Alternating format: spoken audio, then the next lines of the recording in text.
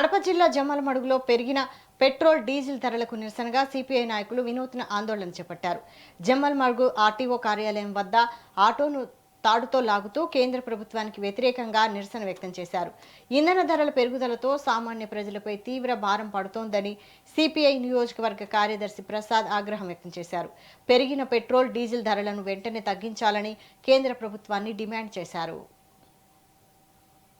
Petrol diesel ధరలు తగ్గించాలని CPI రాష్ట్ర సమితి పిలుపులో భాగంగా ఇవాళ జమ్మలమడుగు పట్టణంలోని ఆర్డీఓ కార్యాలయం వద్ద నిరసన కార్యక్రమం చేపట్టడం జరిగింది. ఇవాళ 5 రాష్ట్రాల ఎన్నికల తర్వాత నరేంద్ర మోడీ ప్రభుత్వం అమాంతంగా పెట్రోల్ డీజిల్ ధరలు పెరగడం వలన ఒక దిక్కు నిత్యావసర వస్తువుల ధరలు పెరిగి ఇవాళ పేదలకు ఇబ్బంది అయ్యే పరిస్థితి కనిపిస్తూ ఉంది.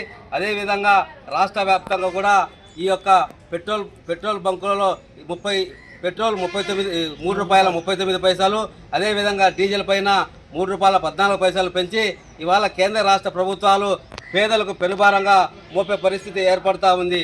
అదేవిధంగా ఇవాళ చిన్న ఆటోలు తోలుకునే వాళ్ళు, అదేవిధంగా చిన్న వాహనాలు తోలుకొని ప్రతి జీవనం సాగించే వాళ్లకు ఈ పెంచిన పెట్రోల్ డీజిల్ వెనుభారంగా మారిందని ఇవాళ భారత కమ్యూనిస్టు పార్టీగా తెలియజేస్తా ఉన్నాం. వెంటనే కేంద్ర ప్రభుత్వం దీనిపైన ఆలోచన చేసి పెంచిన పెట్రోల్ డీజిల్ తగ్గించాలని సిపిఐగా డిమాండ్ చేస్తూ ఉన్నాం.